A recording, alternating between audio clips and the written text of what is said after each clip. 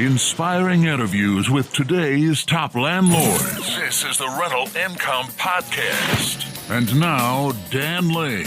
Nick, you're not just randomly buying rental properties when you come across a good deal. You actually have a strategy that you're following as you build out your rental portfolio. Tell us what you're doing. So my main strategy is with not having a lot of cash on hand, I like going after small single families that I know that I'm buying at a discount, and then a year or two after renting those, selling them and rolling those into bigger deals such as this 12 unit I've got. So that's my main focus, is finding single families and turning them into bigger deals. And that's really the magic to investing in rental properties, is that you can buy a property for under market value. And as that property increases in value, you can take your equity and you can buy a bigger and better property that cash flows even more. On the podcast today, Nick's going to walk us through exactly how this works. He's also going to share with us the numbers for his entire portfolio, and we'll talk about why he prefers month-to-month leases over a one-year lease. Joining us on the show today from Bluefield, West Virginia is Nick Wood. We'll take a really quick break to thank our sponsors. We'll come right back and we'll talk to Nick. Do you have a number in mind for a certain monthly cash flow that you want to get to? Or maybe it's a certain net worth that you want to build to. Whatever your goal is, you don't need to figure out how to get there on your own. Shaylee Ridge from Ridge Lending Group is more than happy to work with you to show you how to get there. Shaylee is a longtime rental property investor, and she's also helped thousands of investors, both brand new and experienced, finance their rental portfolios. Here's how it works. Shaylee will work with you to help you figure out a realistic goal, and she'll put together a customized plan for you. As things change with either the market or with your personal financial situation, Shaylee will adjust the plan and she'll guide you to wherever it is that you want to go. The best part is there's no extra charge for this service. This is a free benefit of working with Shaylee Ridge and Ridge Lending Group. If you want to find out more or you're ready to get started today, reach out to Shaylee at ridgelendinggroup.com. That's RIDGE lendinggroup.com, NMLS 42056. Rental Income Podcast. Nick, let's start off talking about your portfolio. What does your portfolio look like today? So where it stands right now, I've got a 12 unit comprised of mostly 2-bedroom, one baths. I've got a duplex that are both 2-bed, 1 baths, and then I have a 3-bed, 2-bath single family. And what are the neighborhoods like? Excellent locations, working class, I would say B-, B class neighborhoods. And why are you buying rentals? What's your long-term goal? My long-term goal is to have more freedom. Realistically, numbers-wise, I'd like to get to $30,000 to $40,000 a month gross rents, with hopes to eventually pay off a lot of the properties and allow that money to come to me as income. Today, you're not focused on paying anything off. It sounds like you're in growth mode right now. Yeah. I think it all depends on your age and where you're at in your investing career. And me being a young guy, I'm trying to grow. So I'm not interested in paying anything off right now. I'm trying to expand. All right, so you want to get to $30,000 a month, and that'll just give you freedom, that you have a little bit of margin in your life, and maybe you'll still work, maybe you won't, but you'll just have the option to basically live the way that you want to live. Right. That's the idea. I love it. Maybe allow my wife to quit her job eventually if she wants to, but just having that work optional availability. I love it. Well, let's see where you are right now. How much total rent do you bring in across your entire portfolio? So total gross rents come out to around $99.60. Okay. And then when we take a look at your expenses, probably the big one is your mortgage payment. How much is your mortgage payment? Yeah, those total out to be roughly $4,062. Not And including taxes and insurance. yeah, Your how taxes much? and insurance end up being around $1,550. 1550. Okay. Um, Budgeting for repairs and vacancy. This is something everyone has a different way of doing it. How do you budget for repairs and vacancy? So I just use a general rule of thumb that I've learned from some different outlets. 10% for repairs and maintenance monthly, and then 5% for vacancy. I think 5% is a little bit low for my portfolio. That comes out to roughly $1,500 combined, repairs and vacancy per month. And you just put that money into an account and it's just there so that when you have vacancy and you need money to cover the mortgage or you have a repair that comes up, you've got the cash there to do it. Exactly. I don't touch any of the money. It comes straight to the checking account. It'll stay there.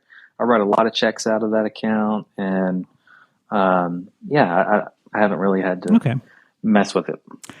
Do you have any other expenses? So, especially with the 12 unit, do you have mowing or trash or any other monthly fixed expenses that you have to pay every month? Yeah, both mowing and trash. You nailed it. That comes out to roughly 8 months out of the year. I've got mowing, and then every month out of the year I got a dumpster up there. So both of those combined end up being around $1,500 too. So those are the only expenses I can think of.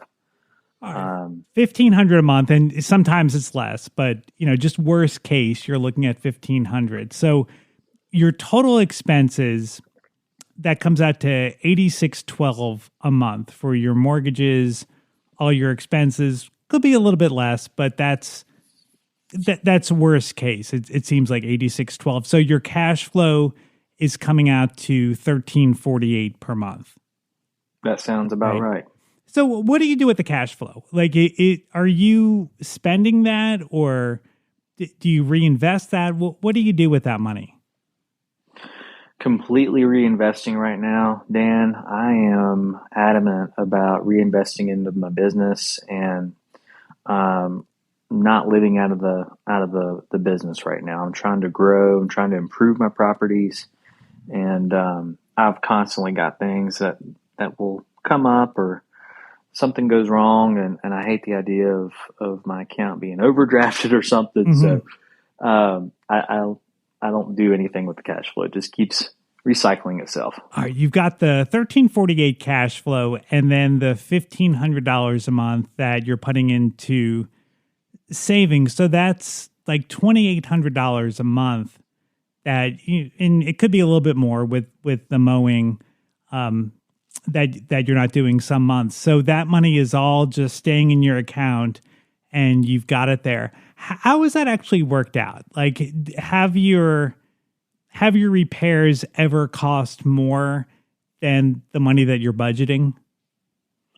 For sure. This year, especially with the purchase of that 12 unit back in April, I've had a lot of unknowns come up, and I hope that'll even out over the course of my investing career. But right now, in the early phases, I've definitely had at least a hair more expenses incurred this year than what I've budgeted for. So as for vacancy, though, I haven't had to deal with it on a big level. So I think where I haven't had to deal with vacancy, the money that I'm budgeting for that has allowed me to deal with the brunt of the repairs and maintenance that I've had to deal with this year. Yeah, I mean, repairs is one of those things I think people can vastly underestimate how much repairs are going to cost. I mean, you can get some pretty big expenses coming up. So, like, what kind of stuff have you had to deal with? I had this little handyman go into every one of my units and do an inspection. So he came up with some mold issues. He came up with some faulty appliances. He came up with some leaks. So I had quite a bit of those type of repairs, nothing major. They did change out some HVAC filters, and they did some maintenance on those. Those were a little bit more expensive, but yeah, I just had a lot of those this summer. And obviously the tenants were thrilled. I mean, the previous landlord hadn't done any of that over the last 10 years, much less actually repair the stuff. So my guy inspected, and then we took care of the repairs. Have you had to dip into any of your own personal money, or has the money from the rentals basically gone towards supporting the rentals? The money from the rentals so far has supported. I may have contributed a few $100s to make sure that I like having a certain amount in my accounts. I don't like the idea of going below a certain threshold, so I haven't had to make any significant expenditures. They've essentially paid for everything themselves, but I'm more than prepared to at this point in my career. If I need to make a contribution to cover taxes or something for the year, and I'm running low on my accounts because I've done repairs, I'm happy to, and I'm prepared to. Yeah, you just got to think long term that, long term, your portfolio is going to make you a lot of money. But, especially getting started, I mean, you may have to put some money in to keep it going. So I think you've got a good attitude about it. Well, let's take a look at your strategy. So tell us big picture what you're working towards and like how this strategy works of trading up. Essentially, what I've done is I've gone out and found little single family properties that I know I could buy at a discount.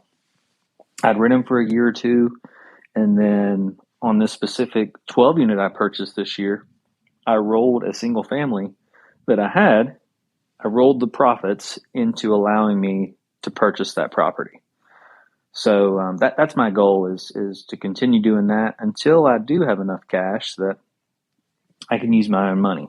I prefer to use my own money because I hate asking. I hate the idea of asking anybody for anything, and I'm sure I may get there at some point in the future because a lot of the big guys in the space encourage those who want to grow to raise money. But right now, I'm not comfortable doing that yet, so I'm more comfortable using my own money. Okay. And I've found that to be a great strategy. All right. So you're buying a property and then that property is increasing in value. You're selling it and then using the profit to buy a bigger property. So for that first property, are you increasing the value by fixing it up, or are you buying that property below market value? So this property that I rolled into, this 12 unit, it needed very little. It needed some cosmetic. It wasn't a major rehab. It was a for sale by owner. The guy had a sign in the yard, and I said, "Hey, what are you asking?" And he said, "I'm asking $76,000. So we came up with a $70,000 cash offer. I knew in this area properties were worth this type of property was worth at least $90,000 to $100,000, at least. So I offered him $70,000. We ended up agreeing at 73, and there was very little to do to it. I think I may have gone in and put in a fridge or a new stove and cleaned up the place, and then I stuck a renter in there. And I rented it out for about 5 to 6 months before I ended up selling it. Wow, that's a quick turnaround. Wow. So why did you sell it so quickly? I wasn't planning to. Those close to me, my wife especially, thought it was one of the nicer ones we had at the time. We had 3 or 4 units at the time. And my renter there had expressed that she wanted to buy a house. And I said, well, you could buy the one that you're in. And we ended up agreeing with the intention for me to use that profit to buy this big 12 unit that I've acquired. That's the only reason I sold. And how much profit did you make on that property? So I bought it for 73 and I sold it for 125,000. Okay. So that ends up being what? 27 plus 25, 52,000. And then that 52,000, that was your down payment for the 12 unit? So that helped out tremendously. That 12 unit ended up being a $600,000 purchase. And with a little bit of help from the seller and using a little bit of my own money along with those profits, I was able to tackle this 12 unit, which I'm so thrilled that I did looking back. Now, did you feel like that was a big step? So you had some single family properties, you had some experience buying rentals, but to move from that to a 12 unit building, did it feel overwhelming? It did. I mean, I knew what I was getting myself into. I was confident. I mean, I had talked with family about what I was wanting to do. Nobody in my family has been involved in rental property at this level. I mean, they've tinkered with some single families, but it was definitely a change. But I was prepared, and I knew the steps to take. And I'm one of those guys that likes to study, and then take action. I hate that I'm like this, but I think that allowed me to prepare and know what I was doing when I got started. Now, as far as getting in there and seeing the units, doing inspections, like were you able to, I guess, number one, see all the units, and then number two, get a home inspection for all the units? So the quick answer to that question is no. And I know a lot of guys listening will probably cringe at that answer, but what helped me purchase this confidently was A, figuring out that all the units were rented, and B, going with the landlord. It was a mom and pop landlord that I bought from. I was going with him to a collection and watched him collect the rent. And we counted the rent, and it verified that they did have tenants. They were paying tenants. And at that point, I was like, you know what? I've met all the tenants. I've witnessed the money being collected. I'm pretty sure I can deal with whatever repairs come my way, knowing that tenants are living here. Okay. That was something that my gut feeling said, but moving forward, I definitely think I need to do inspections and get into units one way or another. So did you get stuck with any major expenses? No, nothing major. I did have to do a lot more repairs and maintenance than I would like to have done this year. Had some mold issues. My handyman inspector, I encourage everybody to get one, somebody they trust. He did inspections on all the units this summer. We found leaks, we found black mold, we found different things, faulty appliances. We got all that taken care of.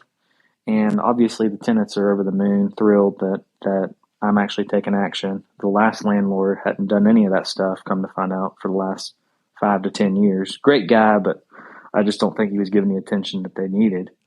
So now my tenants are happy, even though I had to spend a lot more money that I'd like to have done. He was actually going door to door collecting rent. Like that was his monthly routine.